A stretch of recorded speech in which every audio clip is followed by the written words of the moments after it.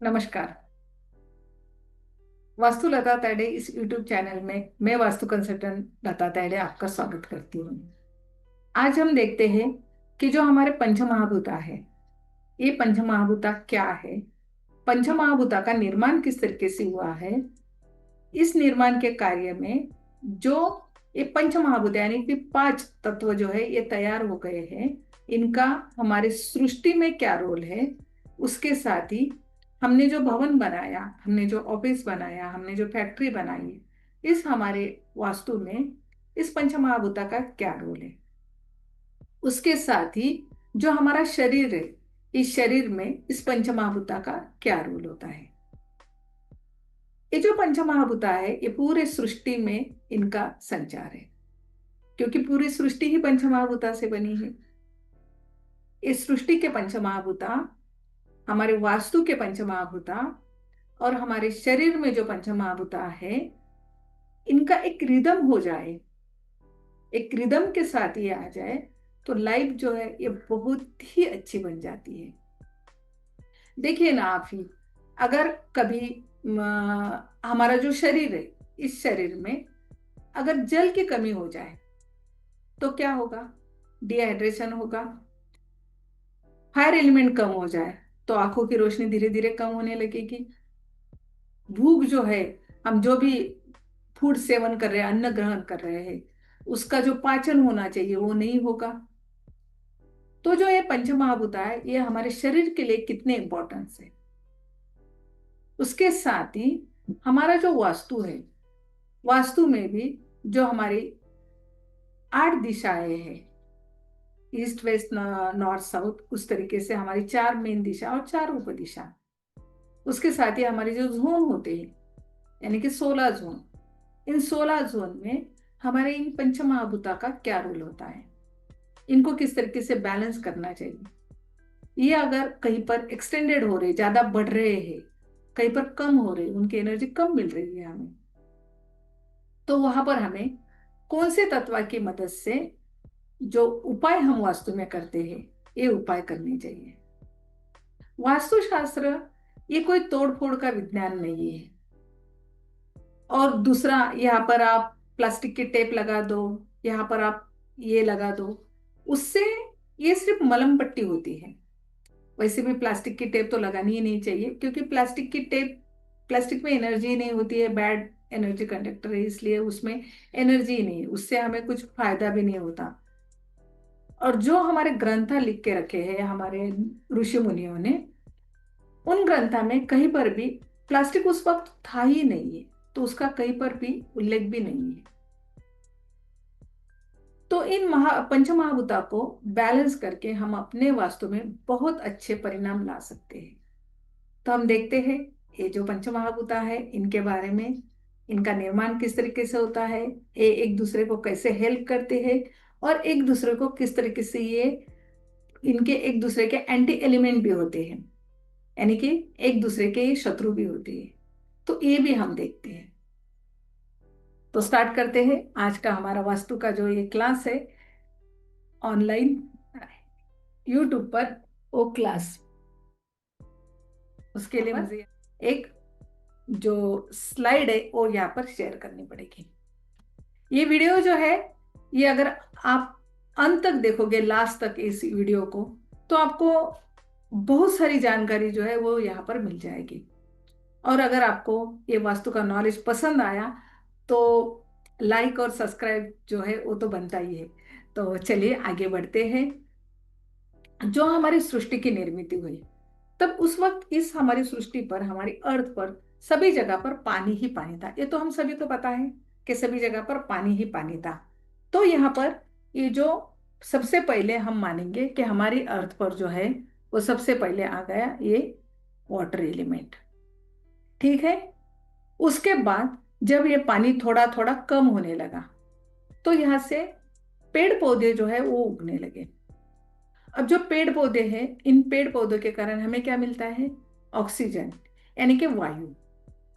तो यहाँ पर आ गया हमारा एयर एलिमेंट। अब जो ये यहाँ पर एयर एलिमेंट आ गया, यानी कि वुड, सब पेड़ पौधे, जब पेड़ पौधे सूख जाते हैं, उसके बाद वहां से जो वो लकड़ी होती है यानी वुड होता है, जब वुड को हम जलाएंगे या दो सूखी हुई जो लकड़ियां होती है उनको एक दूसरे के ऊपर अगर हमने उसका घर्षण कर दिया तो वहां से चिंगारी निकलती है। मतलब ये इसमें अग्नि है। तो ये वुड ने जन्म दिया अग्नि तत्व को यानी फायर एलिमेंट को।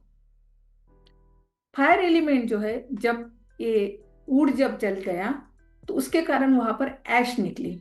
तो ऐश से क्या हो गया, अर्थ एलिमेंट यानी कि मिट्टी जो हो गई वो अर्थ एलिमेंट तैयार हो गया। अब जो अर्थ है हमारी, इस अर्थ के अंदर बहुत सारा मेटल है, मिनरल्स है, खनिज संपदा जिसे हम बोलते हैं। तो ये अर्थ से निकले ये मेटल, यानी कि हमारा ये स्पेस एलिमेंट आ गया। और स्पेस में से फिर जो बादल आ गए, बादल से जो उसे ठंड हवा लग गई और वहां से फिर से आ गया जल वर्षा यानी कि जल तत्व, वाटर एलिमेंट। अब हमारा जो वास्तु है ये हो गया हमारे सृष्टि का चक्र। ठीक है, ये सृष्टि का चक्र है। अब यहाँ पर हमें देखना है कि हमारे वास्तु में इनका रोल कहाँ कहाँ पर है, कौन सी दिशा में हमारे ये जो तत्व है ये तत्व हमें देखने को मिलते हैं। तो ये यहाँ पर हम देखेंगे, जैसे हमारा वाटर एलिमेंट जो है, ये वाटर एलिमेंट जैसे हमारे ईस्ट, वेस्ट, नॉर्थ और साउथ, ये चार मुख्य दिशाएं हैं। उसके साथ ही हमारी उपदिशाएं जो है वो है नॉर्थ ईस्ट, साउथ वेस्ट और नॉर्थ वेस्ट। ये चार हमारी उपदिशाएं हैं। और सेंटर की जो जगह है इसे हम ब्रह्मस्थान बोलते हैं। अब यहाँ पर कौन से जगह पर कौन सा एलिमेंट होता है। सबसे पहले हम नॉर्थ की बात करते हैं। नॉर्थ दिशा जो है यानी कि N1 से लेके N8 तक का जो जोन है ये हमारा वाटर एलिमेंट का जोन होता है। N8 तक हमारा वाटर एलिमेंट है, फिर वहां से हमारा एयर एलिमेंट जो है ये शुरू होता है, यानी E1 से लेके E8 तक जो है ये हमारा एयर एलिमेंट है। और S1 से लेके S8 तक, सॉरी S1 से लेके S4 S5 तक हमारा फायर एलिमेंट आता है। वैसे E7 E8 से ही हमारा फायर एलिमेंट जो है ये शुरू होता है। तो S4 S5 तक हमारा फायर एलिमेंट होता है। उसके बाद हमारा S6 S7 और S8 W1 W2 तक हमारा अर्थ एलिमेंट होता है। और जो वेस्ट है हमारा W3 W4 W5 W6 W7 W8, यहाँ पर हमारा स्पेस एलिमेंट होता है। अब जो आपको इस स्लाइड में जो कलर दिख रहे हैं, जैसे वाटर एलिमेंट है तो वाटर एलिमेंट का कलर है हमारा यहाँ पर ब्लू कलर। एयर एलिमेंट का कलर है वो है ग्रीन कलर। फायर एलिमेंट का कलर जो है ये है रेड कलर। और अर्थ एलिमेंट का जो कलर है ये है येलो कलर। और जो रहा स्पेस एलिमेंट उसका कलर है व्हाइट और ग्रे कलर। रेड यानी रेड की पूरी फैमिली, ग्रीन यानी ग्रीन की पूरी फैमिली, ब्लू यानी कि ब्लू की पूरी फैमिली, येलो यानी कि येलो की पूरी फैमिली। ये इस तरीके से ये जो एलिमेंट्स है इन्होंने एक दूसरे को जन्म दिया।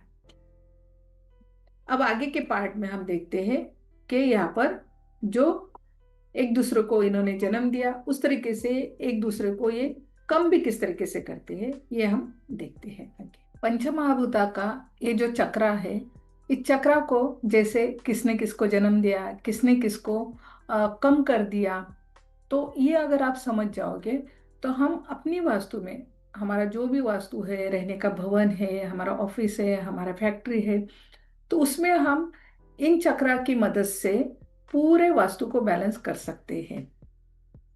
तो अब तक हमने देखा कि इन चक्रा को से एक दूसरे ने उत्पन्न किया। अब हम आगे बढ़ते हुए देखते हैं कि ये जो हमारे पंचमहाभूता है इनके साइकिल में ये एक दूसरे को कम भी करते हैं। तो ये कम किस तरीके से करते हैं, जैसे हमने देखा था कि जो हमारा ये जो इनका साइकिल है, इस साइकिल में वाटर ने जन्म दिया एयर को। अभी अगर वाटर एलिमेंट ज्यादा बढ़ गया है तो अगर हम उस जगह पर थोड़े पेड़ पौधे लगा देंगे, तो पेड़ पौधे लगाने से क्या होता है, पानी जो है पेड़ पौधे सोख लेते हैं। तो यहाँ पर क्या होगा, एयर एलिमेंट हम लेके आए तो यहाँ पर पानी सोख लेंगे, मतलब वाटर को ये बैलेंस में रखेंगे। उस तरीके से अगर ज्यादा ऊड है, ज्यादा एयर एलिमेंट बढ़ गया है, तो यहाँ पर अगर हम फायर एलिमेंट को लेके आएंगे तो एयर एलिमेंट को हम यहाँ पर कम कर सकते हैं। उस तरीके से अगर ज्यादा फायर बढ़ गई है तो फायर को बुझाने का काम कौन करती है, मिट्टी करती है, यानी अर्थ एलिमेंट। तो हम अगर अर्थ एलिमेंट को फायर की जगह पर लेके आएंगे तो फायर को हम कर पाएंगे, कम कर पाएंगे।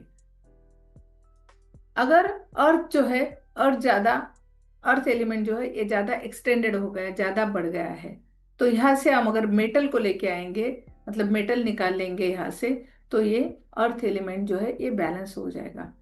इस तरीके से हम अगर पानी को स्पेस में लेके आए तो स्पेस एलिमेंट भी हमारा कम हो जाएगा। तो हम दूसरी लैंग्वेज में, दूसरी भाषा में ये समझ लेते हैं कि जैसे हमारे ये वाटर एलिमेंट जो है ये पेरेंट है। पेरेंट किसका है, एयर एलिमेंट का। एयर एलिमेंट पेरेंट है फायर एलिमेंट का। फायर एलिमेंट पेरेंट है अर्थ एलिमेंट का। और अर्थ एलिमेंट जो है ये पेरेंट है स्पेस एलिमेंट का। स्पेस एलिमेंट पेरेंट है वाटर एलिमेंट का। यानी कि इनके चाइल्ड कौन हो गए, वाटर का चाइल्ड हो गया एयर, एयर का चाइल्ड हो गया फायर, फायर का चाइल्ड है अर्थ, और अर्थ का चाइल्ड है स्पेस, और स्पेस का चाइल्ड है वाटर। तो यहाँ पर ये जो इनका साइकिल है, इनको डिस्ट्रॉय कर रहे हैं एक दूसरे को, एक दूसरे को सपोर्ट कर रहे हैं, एक दूसरे को ये मिटा भी रहे हैं। तो इनमें हम वास्तु में इनका किस तरीके से उपयोग करके ले सकते हैं। अब आपने देखा किसने किसको जन्म दिया, कौन किसको कम कर रहा है। अब आगे बढ़ते हुए हम देखेंगे कि हमारा जो वास्तु है, इस वास्तु में इनका क्या रोल है, कि हम इन्हें, इनके मदद से हम जो उपाय है वो उपाय किस तरीके से हम कर सकते हैं। हाँ, यहाँ पर देखिए एंटी एलिमेंट। एंटी एलिमेंट यानी कि यहाँ पर हमें देखना है कि अगर वाटर एलिमेंट जो है ये फायर के पास गया तो ये क्या करेगा, जल अगर अग्नि के पास आ गया तो वो अग्नि को बुझा देगा। तो यहाँ पर और फायर एलिमेंट जो है ये डिस्टर्ब हो रहा है, ये बुझ रहा है। वैसे ही अगर ज्यादा हवा चली अर्थ के पास, या ज्यादा पेड़ पौधे अर्थ के पास आ गए, तो यहाँ पर क्या होगा, धरती को ये थोड़ा चीर देंगे, क्योंकि रूट्स जो है वो अंदर जाती है, और वैसे भी ज्यादा हवा चल रही है तो मिट्टी ज्यादा निकलने लगेगी, इसलिए यहाँ पर अर्थ एलिमेंट जो है ये डिस्टर्ब होता है। अर्थ यानी कि मिट्टी अगर पानी में आ गई, यानी कि वाटर एलिमेंट में आ गई, अर्थ एलिमेंट पृथ्वी तत्व जल तत्व के पास आ गया, तो ये पानी को कम कर देगा, मिट्टी आ जाएगी। तो जैसे हम देखते हैं कि बहुत बड़े बड़े शहरों में पानी के एरिया में वहां पर मिट्टी डाल के बड़ी बड़ी बिल्डिंगें जो है वो खड़ी हो रही है।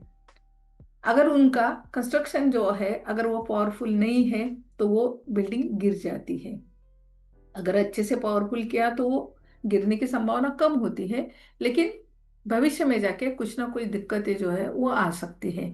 तो ये हमारा अर्थ एलिमेंट जो है ये जल तत्व को, हमारे पृथ्वी तत्व जो है जल तत्व को ये एंटी एलिमेंट हो गया। उस तरीके से स्पेस यानी मेटल के पास अगर अग्नि अगर गया तो ये क्या करेगा, मेटल को पिघला देगा।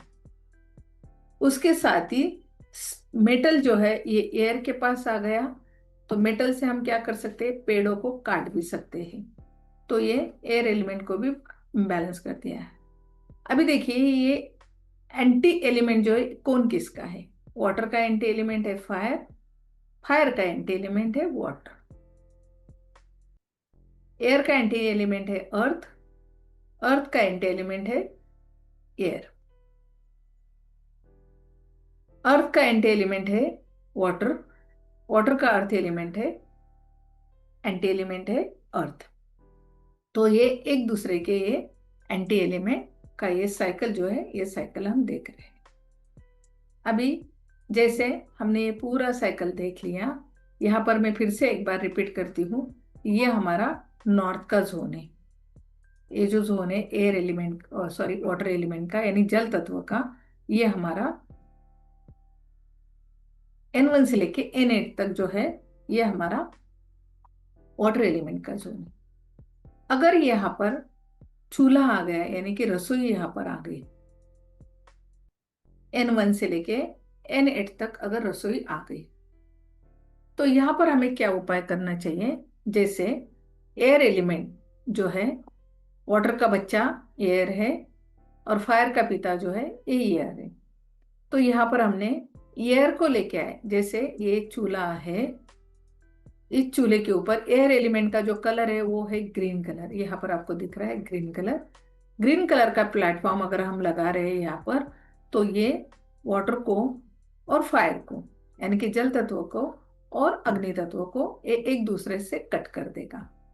तो यहाँ पर हम ये बहुत ही स्ट्रांगली उपाय कर सकते हैं। यहाँ पर हम ग्रीन कलर का पत्थर लेके आएंगे, तो यहाँ पर इनकी दोनों की एनर्जी जो है, जल तत्व की और अग्नि तत्व की, ये कट हो जाएगी और यहाँ पर ये बैलेंस हो जाएगा। अब हमें अगर कहीं पर हमारा अग्नि तत्व जो है वो ज्यादा बढ़ा हुआ है, यानी कि हमारे घर का कोई पार्ट होता है, वो पार्ट हमारा एक्सटेंडेड है, ज्यादा बढ़ा हुआ है, तो अगर अग्नि ज्यादा बढ़ गया है, ज्यादा मात्रा में अग्नि बढ़ गया है, तो यहाँ पर हम येलो कलर का अरेंजमेंट कर सकते हैं। येलो कलर क्या है? जो पीला कलर है वो हमारे पृथ्वी तत्व का है और वो यहाँ पर फायर को बैलेंस रखने में मदद करेगा। जैसे होता है ना, कभी कभी बेडरूम अगर साउथ ईस्ट के जोन में आ गया, फायर के जोन में बेडरूम आ गया, तो वहां पर क्या होगा? चिड़चिड़ापन जो है वो ज्यादा बढ़ेगा, एंगर जो है एंगर ज्यादा बढ़ेगा, बात बात पर गुस्सा आना, इरिटेशन होना, ये ज्यादा होगा। तो यहाँ पर हम जो फायर का जोन है, फायर के जोन में अगर कहीं पर बेडरूम आ रहा है, तो उस जगह पर हम येलो कलर, जैसे येलो कलर के कर्टन्स है, येलो कलर की बेडशीट्स है, वॉल का कलर येलो कर सकते हैं, फर्नीचर का कलर येलो। तो लाइट येलो अगर हम रखेंगे यहाँ पर, तो वो उस दिशा को बैलेंस रखेगा। उसके साथ ही अगर एयर एलिमेंट ज्यादा बढ़ गया है, अगर ये एक्सटेंडेड है, तो यहाँ पर हमें फायर का कलर जो है वो लेके आना है। अब फायर का कलर कौन सा है? रेड की फैमिली, अग्नि तत्व, यानी कि लाल कलर। हम अग्नि ज्वाला जो है ऑरेंज लाल इस तरीके से दिखती है, लेकिन यहाँ पर हमें रेड कलर जो है और ब्लैक कलर वास्तु में कहीं भी यूज करना नहीं है। तो यहाँ पर हम हल्का पीच कलर जो होता है, वो हल्का पीच कलर यहाँ पर लेके आ सकते हैं। तो हल्के पीच कलर से ये एयर एलिमेंट जो है ये बैलेंस रहेगा। उसके साथ ही अगर आपकी वस्तु में अर्थ एलिमेंट जो है ये ज्यादा बढ़ गया है, एक्सटेंडेड है, तो यहाँ पर हम हल्का सब ग्रे कलर जो है, ग्रे कलर के साथ सफेद यानी व्हाइट कलर जो है हम अर्थ एलिमेंट की जगह पर कर सकते हैं। तो इससे क्या होगा? हमारा अर्थ एलिमेंट जो है ये बैलेंस रहेगा। स्पेस एलिमेंट जो है ये ज्यादा बढ़ गया है, एक्सटेंडेड हो गया है, ज्यादा मात्रा में बढ़ गया है, तो यहाँ पर हम हल्का ब्लू कलर जो है वेस्ट के जोन में लेकर आके इसको बैलेंस कर सकते हैं।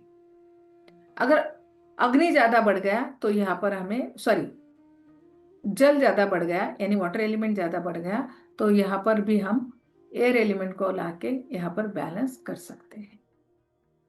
स्पेस एलिमेंट ज्यादा बढ़ गया है, एक्सटेंडेड हो गया है, तो यहाँ पर हम ब्लू कलर लेके आएंगे। मतलब आपको ये समझ में आया कि जो जोन बढ़ गया है उसके पहले का जोन जो है उसका कलर यहाँ पर लेकर आए हम, तो वो जो बैलेंस हो जाएगा। अब ये हो गया, अगर एक्सटेंडेड है उसे कम करना है, तो अभी कम ही है, मतलब मात्रा जो है ये कम ही है, कट आ गए हैं, जैसे वास्तु में कट आ जाते हैं, तो कट के लिए हमें क्या करना है? तो जैसे हमारे पास कभी पैसे की कमी होती है तो हम किसको सपोर्ट मांगते हैं? हमारे पेरेंट्स को। कि बचपन से लेके हमें कभी भी सपोर्ट चाहिए तो सपोर्ट तो हम पेरेंट्स से ही लेते हैं, चाहे पैसे का हो, आर्थिक हो, मानसिक हो। जो भी सपोर्ट चाहिए हम अपने पेरेंट के पास से लेते हैं। तो हम पेरेंट के पास जाएंगे। यानी कि अगर एयर एलिमेंट कम है, यहाँ पर कटा है, एयर एलिमेंट कट गया है, तो यहाँ पर हम उनका पेरेंट जो है ये है जल तत्व। जल तत्व को वायु तत्व के पास लेके आएंगे। अगर अग्नि कम हो गया है, अग्नि का पिता कौन है? एयर है, तो हम यहाँ पर एयर एलिमेंट को लेके आएंगे। एलिमेंट को लेके आएंगे मतलब क्या करेंगे? उनके कलर जो है वो कलर यहाँ पर हम लाएंगे। कलर आपके सामने है, सभी एलिमेंट के कलर आपके सामने हैं। अगर अग्नि कम पड़ गया है यानी कि कट गया है, तो यहाँ पर हम एयर को लेके आएंगे। अगर अर्थ कम हो गया है, अर्थ कटा है, तो यहाँ पर हम फायर का कलर जो है वो लेके आएंगे। सिर्फ रेड नहीं लाना है, यहाँ पर हम फायर का कलर जो है ये हल्का, यहाँ पर peach colour, pink colour, orange colour, ये कलर लेके आकर इनको बैलेंस कर सकते हैं। अगर अर्थ एलिमेंट कम हो गया है तो उसके लिए आप फायर को लेके आएंगे। ठीक है।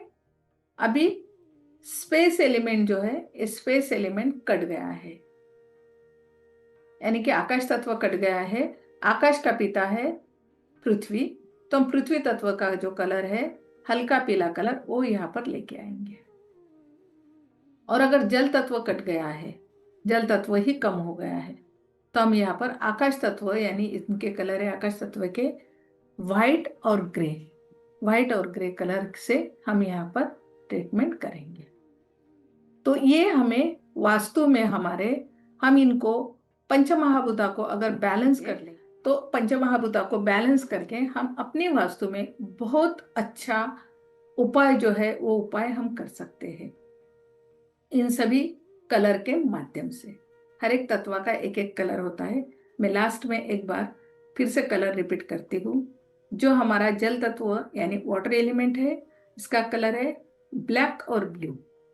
अभी ब्लैक कलर हम वास्तु में करते ही नहीं है, इसलिए आपको ज्यादातर ब्लू कलर का ही उपयोग करना चाहिए। एयर एलिमेंट जो है E1 से लेके E7 तक आने वाला हमारा एयर एलिमेंट, इसका कलर है ग्रीन। E8 से लेके S5 तक, S1, S2, S3, S4, S5 तक, जैसे यमदेवता है हमारे S5 में, तो वहां पर हमारा कलर है फायर एलिमेंट का यानी कि अग्नि तत्व का रेड कलर यहाँ पर हम कर सकते हैं। S6, S7, S8, W1, W2 तक हमारा अर्थ एलिमेंट यानी पृथ्वी तत्व है। पृथ्वी तत्व का कलर है yellow colour. W3, W4, W5, W6, W7, W8 तक हमारा है स्पेस एलिमेंट, तो उनका कलर है स्पेस एलिमेंट यानी आकाश तत्व। इसका कलर है हमारा व्हाइट कलर और उसके साथ ही ग्रे कलर। तो इन कलर के माध्यम से हम अपने वास्तु को बहुत अच्छी तरीके से बैलेंस कर सकते हैं। नेक्स्ट पार्ट में हम मिलते हैं कि घर में बेडरूम जो है वो कौन सी जोन में होने चाहिए। मतलब हमारे घर के जो सदस्य होते हैं, हमारे फैमिली मेंबर है, उनके एज के हिसाब से उनको कहाँ पर बेडरूम दिया जाए, कहाँ पर बेडरूम देके उनका, अगर बच्चे हैं तो उनका पढ़ाई में मन लगेगा। तो इसके लिए हम जो स्टडी करेंगे आगे, ये बेडरूम के बारे में करेंगे। तो मिलते हैं ऐसे ही ज्ञान से भरे हुए वीडियो के साथ नेक्स्ट पार्ट में। तब तक थैंक यू सो मच और वेलकम बैक। हम लाइक और सब्सक्राइब करोगे तो आप बहुत अच्छे से इस सीरीज को एंजॉय कर पाओगे ज्ञान के साथ। Okay, thank you so much.